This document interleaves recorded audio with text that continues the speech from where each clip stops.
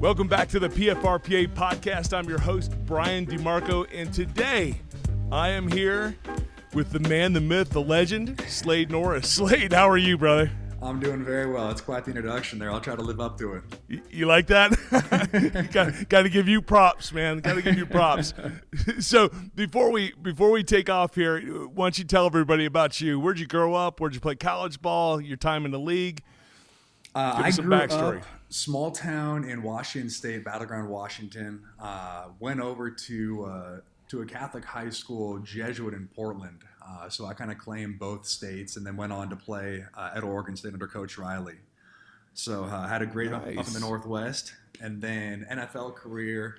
One of the try-hard, bounce-around guys. 1 year was 3 teams, but ended up a 4-year career going from the Raiders to Seattle to Jacksonville and Detroit. So what years were you in the league? I was there from 9 to 13. Okay. All right. Youngin'. Yeah. Youngin'. My body doesn't always feel that way, but yeah. Believe me, brother. I know.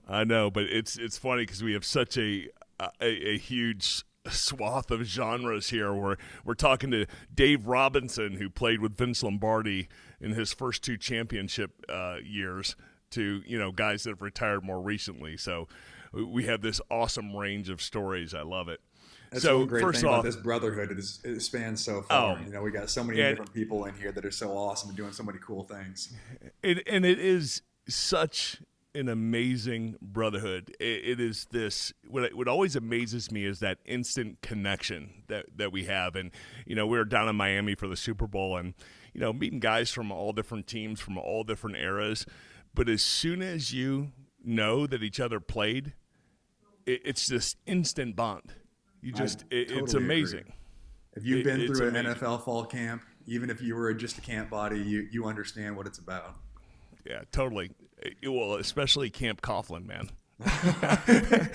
I get to share the horror stories of the first years of Camp Coughlin and living through it. Oh, right? Gosh. I can't even imagine those. Bro, I finished my first year in 95 when I finished that training camp. Now, you have to imagine. We go up to the Cheese League. We're in Stevens Point, Wisconsin. We're up there. I think it was like 13 weeks. We reported to camp like a week after 4th of July. It was crazy. It was a long time. Yeah. So we're in camp all that time. We have 5 preseason games. So as a rookie, I played in 21 games. It was like 2 college seasons, right? So I just remember going up to the Cheese League. I wasn't real excited about going down south to play. I'm from Michigan State, so used to the cold weather. So the heat scared me a little bit. But when we found out, hey, we're going up to Wisconsin for training camp, it's going to be a little bit cooler. I like that. It's when the Midwest had that freak heat wave back in 95. So it was like 110 in Wisconsin and 95 in Jacksonville. So it was just horrible, man. That heat and that humidity takes a lot to get used to. Because, man, when I went down to Jacksonville, just trying to acclimate to that my first season down there, it's a whole different ballgame. That's right. So you were there. So you understand when I tell you it's like breathing pea soup. You know what I mean? Yeah, outside that cut stadium. The air and chew it to swallow it. Oh, and when we first got down there were to make things worse, there was an old paper mill right by the stadium. So it was this awful putrid smell of this burning chemicals and paper mixed with that humidity in 115-degree days. Right? So you're glad those times are over. Oh, man. Now you just get to tell old man stories now, right? That's what we're good at now. That's right. So Oregon State. Yes. Playing for the Beavers. Is that what they are? The Beavers? We are the mighty Beavers, yeah. The mighty Beavers. And it's for all the East Coast people, it's Oregon, not Oregon. I just want to go ahead and get that out there. Common misconception. Right? Oregon. I'm going to say Oregon from now on. God. Everybody. Oh, Oregon State? No, I don't know where that is. I have no idea. So when was your last year at college? Last year in college, season of 2008, and we ended up having a Pac-12 game to lead off the season play, and we lost. We went down to Stanford, and it was like 100 and something degrees, record heat, and we went through and lost to Stanford. Well, that was when McCaffrey was there? It was just before him. But one of our rookie wide receivers ended the game, tried to dive into the end zone, fumbled it into the end zone, out of the back of the end zone. So Stanford got the ball, and we lost that way. Had we won that game, we would have gone to the Rose Bowl that year. Oh, how heart-wrenching. Yes, that's how my season ended my senior year. We missed the Rose Bowl by one game. Missed it by that much. I've have a few of those myself, so I totally feel you. Those are heart-wrenching. So tell me about your draft experience. How did you get to the league? What was your first team? Mine was a bit different than most. I hear, some of these guys saying how their draft day was, the most stressful thing ever, also the best. But mine, usually you go through, for those that are listening that don't know, you're getting a ton of calls from teams, from your agent saying, hey, we got to pick in this next round. We're really looking at you. We're going to pick you up. And then all of a sudden it comes through and they don't pick you. And then the next one goes and the next one goes. And that's kind of how draft day goes. I always tell one of my buddies, Joey LaRock, that played with me at Oregon State, he kept getting calls from that. And finally it was like the 6th round and a team called and said, hey, we're getting you this next pick. Well, they picked a long snapper. And that's not a long snapper. That's when he threw his phone and went into his room, locked the door, and ended up having a great career with the Bears. But for mine, my first call was when I got drafted. So I was sitting there. I was expected to go somewhere between the 4th through the 7th round is where I was projected. And 4th round came. It was about 10:15 in the morning. And got a call coming in from a California number, and I answered it, and it was Coach Cable from the Raiders saying that we want you to be a part of the team. And as I'm talking to him, I see myself get up there on the TV, and they're announcing my name, and I had my current girlfriend at the time, a couple buddies, and my family over at my house. Nothing big, but just a close group. And as soon as I got drafted, literally people just started showing up to my parents' house. We didn't put out an invite. We didn't invite anybody over. We ended up having about 100 people show up because everybody was so dang excited. Nice. So it was a fun day for me. But it's funny you mentioned that of guys, their memories. It's the most stressful day, but yet one of the best days. I had one of those too. Exactly. So I remember, I was picked to go in the first 2 rounds, right? And I started getting calls at around 13 and going, okay, they're going to pick you here. And no. This is going to happen. And then it's in about 3 more in the first round. Then it got to the last pick of the first round. Hey, we're going to take it. And then we pass. Oh. So then I start, my young, immature self, I just start flipping out. And I'm going, all right, I'm going to be that guy that completely falls out of the draft. Oh, yeah. And I'm gonna, you always hear that horror story right before you go into it, like if teams projecting you to get, just getting drafted, period, and then you hear of those horror stories of that guy that just falls away. He doesn't get picked up anywhere, not even as a free agent. And he's expected to go get picked pretty high, and it just freaks you out. I think we all have those stories, right? It's such a crazy emotional day. I mean, with the highs and the lows that you're going through there. And even just, even once you do get drafted, then all of a sudden the stress comes in of, hey, this is actually happening. It's exciting, but hey, let's look at the roster. Who do they have? What coach am I going to be with? Is that going to be a good fit for me? Do they like the area? I mean, there's so much that goes into that day and finding out where the rest of your future is going. Well, in mine in particular was so surreal because, before the draft, you're flying all over the place to see teams. I'm going to Kansas City and Cleveland and Oakland and then to end up getting picked by Jacksonville. So it was one of the teams that I barely talked to. I talked to Coach Coughlin at the Combine, and that was about it. That's so funny you say that. That's exactly how mine was. And what was even stranger, though, I'll tell you this real quick. It's kind of funny. So, it was the first year of Jacksonville and Carolina coming into the league, right? Uh-huh. So when they threw my picture up on ESPN, they said, okay, Jacksonville selects Brian DeMarco, but they had the Carolina Panthers logo on there. No way. They totally screwed it up. I'm like, so I'm looking at the screen going, wait a minute, am I going to Jacksonville or Carolina? I was like, what's the deal? I just talked to Coach Coughlin. But yeah, man, That's funny. Oh man, that's a good lesson too. I mean, with all the kids who are getting flown out to interview with these teams, like the Raiders, they flew me out, they talked to me, and then we didn't hear a single thing from them until the call when I got drafted. Oh, man. So really, you don't know where you're going to go, no matter how much interest they're showing where the draft board falls. I mean, it's an interesting day. Well, and we're part of, the draft was a big deal by 95 when I got drafted, but nothing compared to what it is now. Yeah. This draft day experience. Matter of fact, my business partner and I were in Nashville last year, and there's over 400,000 people in the streets. I've heard that Nashville one was awesome. I went to the Dallas one, but man, Nashville was a different production. Yeah, it was incredible, and you just can't. This love for the NFL, given all its bumps and bruises, the game is just awesome, period. But what it does to these fans is just it still blows me away. Yeah, right? Just how excited they get and the frenzy. Makes it all exciting. Why we get to share these stories, right? It's fun to see how the sport brings people together. Of all types. All types. It's a beautiful thing.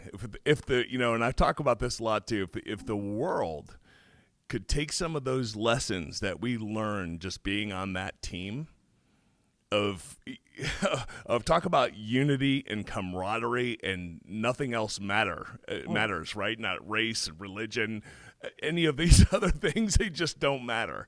I would say, football has taught me more than anything else that I've ever, taken a part of, whether it's how to, play as a team member, how to work with other people that I may necessarily not like, or I disagree with their life views or anything. But once we step into the workplace, which is our field, it doesn't matter. We all work together at that one common goal, or even beyond that, just to know how to push myself beyond the limits that I think I'm personally capable of.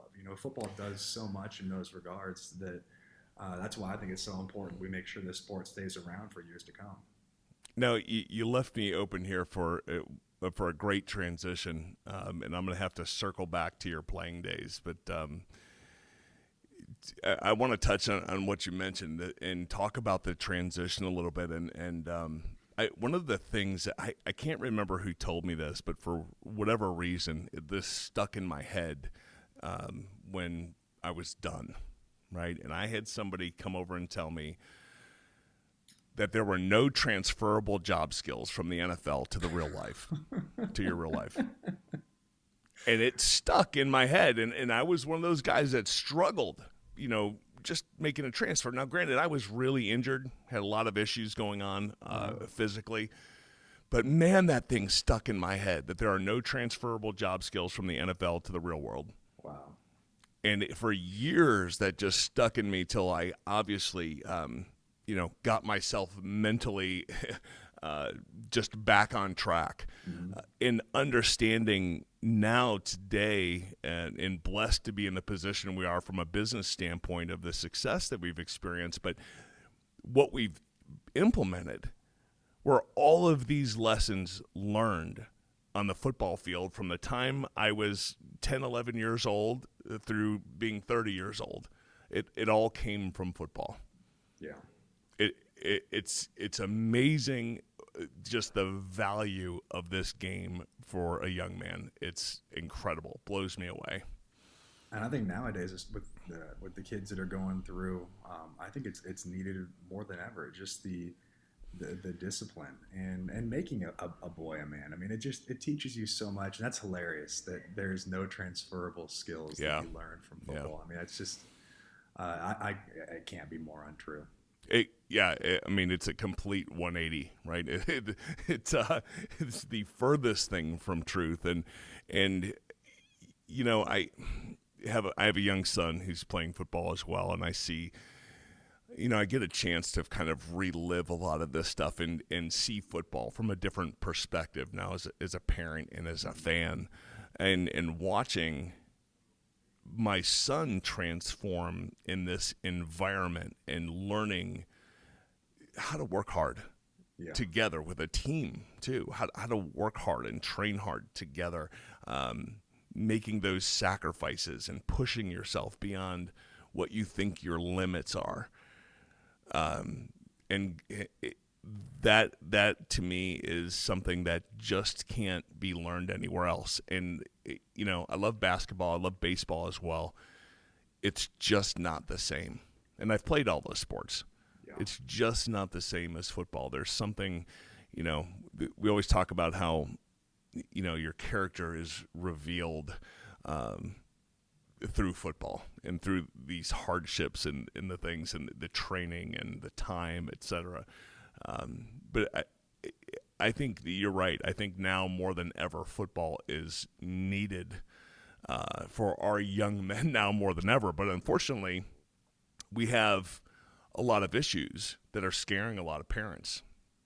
So let's talk about this for a second. Let's talk about the concussion issue. Parents are scared. I literally talk to parents, of course, being a former player, and I'm sure you get this too. Parents coming up to you and saying, "Hey, would you let your kid play?" Oh, yeah. And what do you think about the concussion issue? What are your thoughts on that?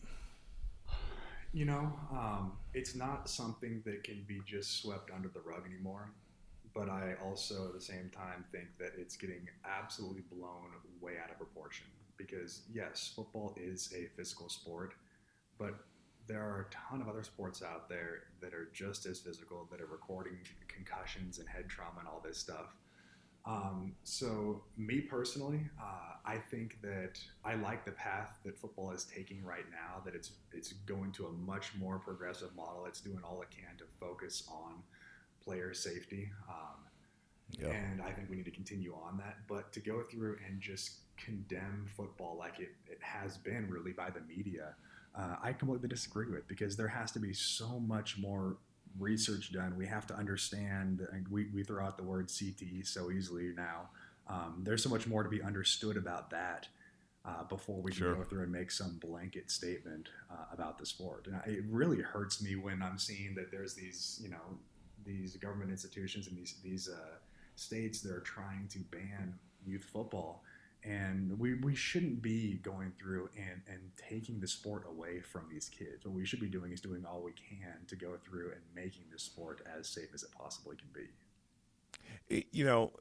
And you're right on the money. I think we're starting to take those evolutionary steps now. So my personal belief is it's going to happen, and we preserve and protect this game through technology. So you have companies like Visus and Zenith and Shut, these helmet companies that are really putting a lot of emphasis towards R&D and developing a much safer helmet. Yes. And coaching is changing a lot. So you can see all the stuff like companies like Atavis and their rugby-style tackling and pulling your head out of things. And, because back in my day especially, you were taught that your head is a weapon. So I like seeing the evolution that's taking place in coaching, the evolution that's taking place in player safety with equipment. And I think that's where the answer is to some degree. Now, however, and this is a perfect segue over to what you're doing now, I think for youth football, and especially in a state like Texas, where youth football, if you're a boy born in the state of Texas, you're just expected that you're going to play football. It's just what you do, right? We live in this land of $90 million high school football stadiums, right?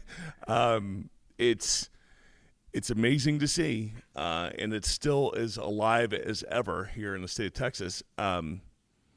However, what I don't like personally, my personal feelings, I don't like to see these kids out there that are, 5, 6, 7, 8 years old, or even up to like 10, that are hitting, that are in these full contact. You have coaches that may have played in high school, or maybe football is just a hobby. They get a few instructional courses maybe along the way. teaching these kids some bad habits at times. It's not all coaches, but you know what I'm getting at here, and that's I think that's part of the problem. And so let's in the segue into what you're doing now. I mean, how do we address the issue in your opinion? So, and you hit the nail on the head. The progression of our sport is only going to be as good as the coach is coaching it. And so the more we can do to teach these coaches out there, because at the youth level, they're all volunteers. They're all dads. And just like you and me, if I were to go through and try to coach a youth football team right now, a tackle football team, I would probably be doing it wrong, because I would go back to the way that I was taught, and that's completely incorrect right now. And that's what a lot of these parents don't realize, is that their husbands who, played some high school ball and maybe played a little college, they were doing, the Oklahoma drill, truck and trailer, bull in the ring. The game has changed so much. Bull in the ring. Then. Bull in the ring, yeah. Oh, boy. Brings back some memories. Anyways. No, that's the only, that we actually don't remember. But the game has changed so much. And so for our youth, and that's why we're doing kind of what we're doing, which we can talk about. But I think the best approach to changing the game, and you talked about technology and talked about how much progression we're making with just the helmets and the equipment we're making. My focus has been completely on how do we make players play in the safest way possible. And if we're going to do that, we need to do that from the first day they step on that field. And if we can get them taught the correct fundamentals from day one, to where they don't even understand what leading with the head means, everything they're doing is taking on a hands-first approach to contact. If we can do that from day one, I think we're going to see a big change in the sport, along with working with the technology that is now being introduced to the game. Sure. And I can't stress that enough either. It's the early habits that we learn. Mm-hmm. And for any parents out there, listen, I'll share a story that I think they can relate to. My son, I told my son growing up, who's 14 now, I told my son, you're not playing football until you're in 7th grade at least. Yeah. It's just not happening. And, keep in mind, all of his buddies have been playing since kindergarten. And I'm like, there's just no way it's not happening. Well, he gets to about 5th grade, and the pressure is mounting. So his friends are on him. At this point in time, he's on me. He's like, Dad, I just want to play. I want to play. I can't believe you're stopping me from playing this game with my friends. And then I start to get pressure from parents too. Oh yeah. And I'm like, look, guys, I'm not letting him play. I was just adamant, he'll have his time. So I break down. Okay, he's in 5th grade. Here comes the signups for the local teams. And I break down. I said, okay, here's the deal. I'm gonna let you sign up. And he goes, you're gonna let me sign up? I go, yeah, that doesn't mean you're playing, but I'm gonna let you sign up. I'm going up to this field to talk to your coach, and if it looks anything remotely like Friday night Tykes, you're not playing. Yeah. It's just not happening. And I said, son, here's the bottom line. If you have big football dreams, he dreams of playing in the NFL one day. I said, I'm not unteaching you, years of bad habits that you're going to pick up, right?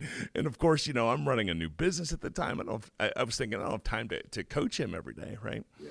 So we go up there. I meet the coaches. They end up being really great guys. And somehow, I'm not even sure how this even happened, but somehow the coach asked me if I could help out with the offense and defensive line. Of course, I say yes. And I say, but on occasion, right? Every once in a while, I'll just stop up here and help. Next thing you know, I'm the offensive coordinator. Oh, yeah. Coaching the team, right? So I end up getting to spend that time with him, which was awesome. So he was happy and gets to play. And meanwhile, here we are. They wrapped up their 8th grade year. This group of boys he's with has only lost one game since the 5th grade. Must be all coaching. Yeah, no, yeah, right, yeah. Just a really gifted group of young men, which is awesome. So that's such a fun bond to share, because I know my dad, my uncles, they coached me up all the way through youth football, and that's something we've always held so special. I play with my cousins on the team. So I shared that experience with you, being able to have that bond. There was something. It's one of my favorite memories as a dad. And when we won the championship game after his 6th grade year, before they go into junior high, and it's like real and it's school, right?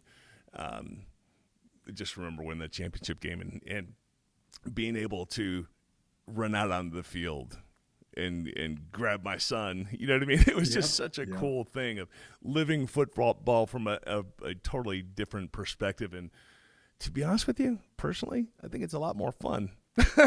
I'm not getting beat up. I'm not the one getting hit. Yeah, right.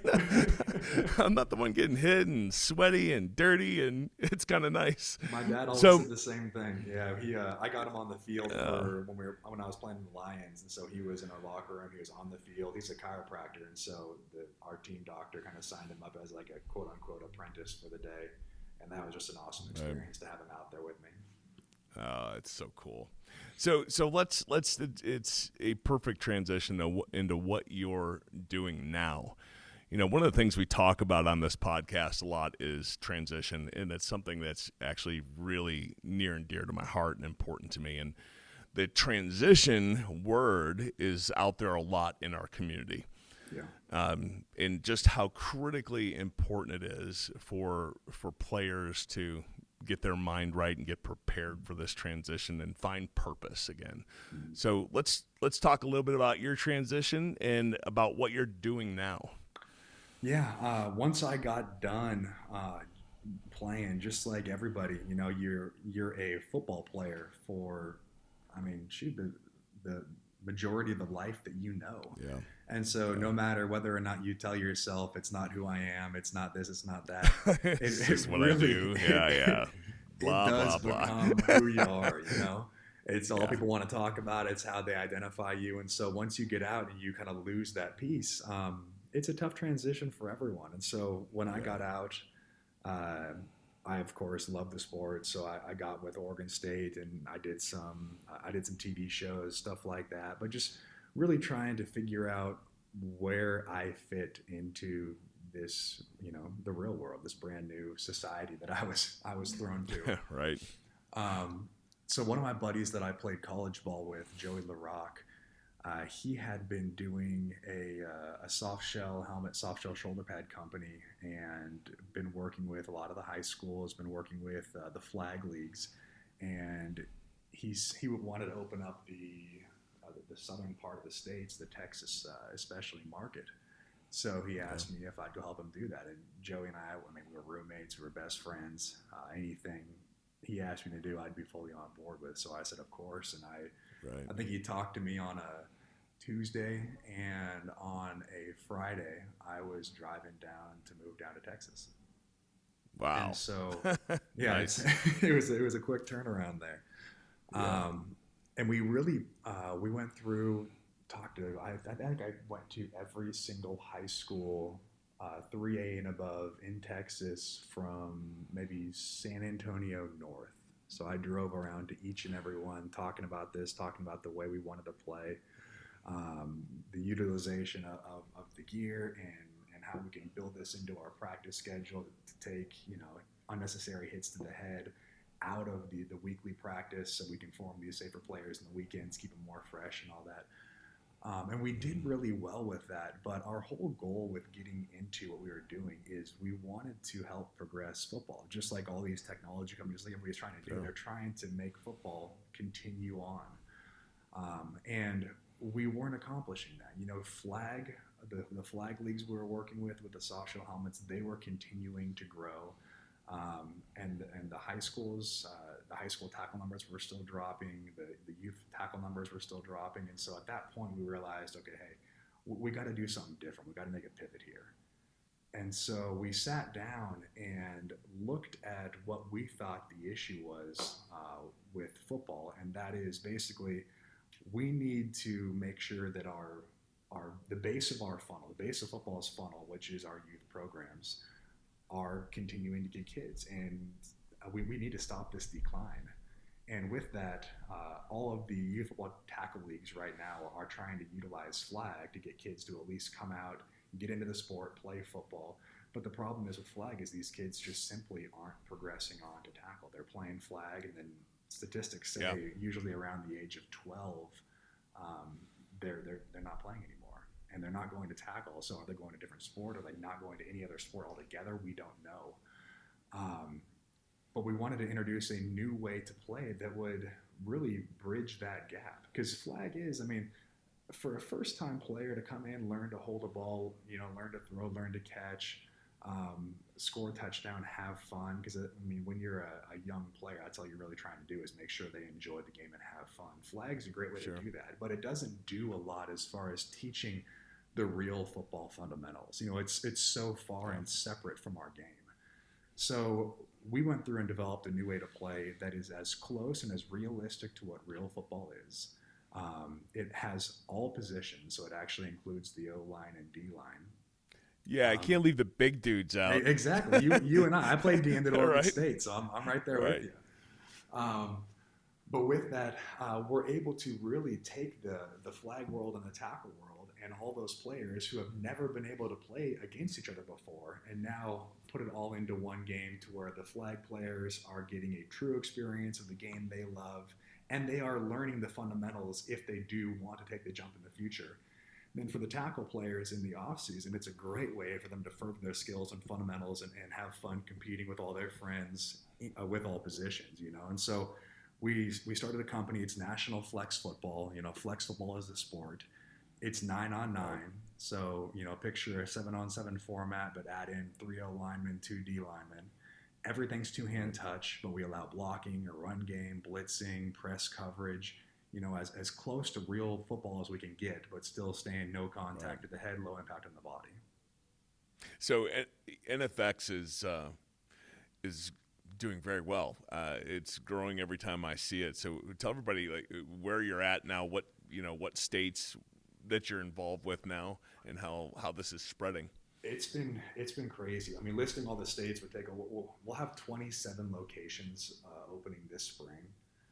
And we across the country. Across the country. We only started this really about a little over 2 years ago now. And so the exponential growth we're seeing is huge. And a lot of it is because the flag players really enjoy it. So we're able to tap into that market, which football hasn't really been able to do before.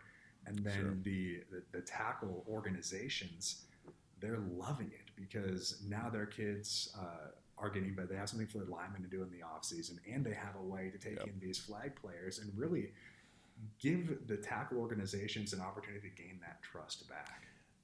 Yeah, and I'll tell everybody out there, if you haven't seen NFX yet, and we'll give you a website here in a minute, but in my opinion, as a former pro player, this is what was needed. This was that missing link in developing the players and protecting the players to help keep this game alive. So I truly believe that NFX is going to be in everybody's backyard here in the not so distant future. I appreciate it. So what's the website? Where can they learn more? Flexfootball.com. It'll give you all the details of the game. It'll give you all the leagues we're running throughout the country. And if you are interested, if you're if you work with a tackle organization, if you're a coach, or if you're just a parent, please shoot us a message. We'd love to talk to you, answer any questions you have. And if we don't have a location near you, we're always willing to go through and work with people to get one opened up. So please reach out to us, and we'll facilitate that communication. Yeah, and this is, for me, what excites me about NFX is it goes back to this pure love of the game and the benefits that it brings to young men in particular. It just it's something that is just needed in our society that you can't find it anywhere else. So congratulations on all the success so far. Thank you. You guys are doing an awesome job. Awesome. It's really warmed my heart because I even listened to your story about how your kid wanted to play tackle football. You didn't want him to yet. You were starting to, have these fights with your child, with even parents trying to pressure you in on this. We talk to so many parents, and a lot of times it's the dad putting pressure on the mom or the kid putting pressure on whoever it is. And now so many people are saying, thank you so much for giving us this middle ground that we can all agree on, Yeah, exactly. And it's just smart. And like I said, it is looking at it from my perspective, it was that next evolutionary step in the game. And we're always, in the back of my mind and working with parents around here, we're thinking about, protecting the players, but also the big picture of preserving and protecting this game that we love. And it's like I said, I think it's too important for young men to experience for sure. And talking to so many hardcore tackle people out there, it's I'm not, because there's people out there that are saying, hey, you're killing tackle football, you're taking kids away from tackle, and I'm one of the biggest supporters of tackle football out there. That's why we developed this, and we really, as proponents of the game, need to realize that if we don't, take a few steps back from tackle, and we just keep pushing tackle down people's throat, the decline is going to continue. And so that's really our efforts here is, okay, let's take a few steps away from the real game, and let's give these kids an ability to go through and really simplify it, because we don't allow tackling. It's all two-hand touch. Let's make the game a little easier for them to understand, be able to focus on the smaller, finer details of the games when they do play tackle for their first time, or when they do go back to tackle for the fall season. They're a much smarter, much better prepared player. I love it. No perfect ending. No better perfect ending than that. Slade, this was awesome. I really appreciate you hanging out with me today. This has just been fantastic. Anytime. I always love talking with you, and my beard isn't quite to what yours is yet, but I'm going to keep giving it a shot, man. You'll get there. You're still young, man. You're still young, right? Got a lot of years on you, right? All right, brother. It was great talking with you, man, and we'll talk soon. That sounds great. You enjoy yourself over there.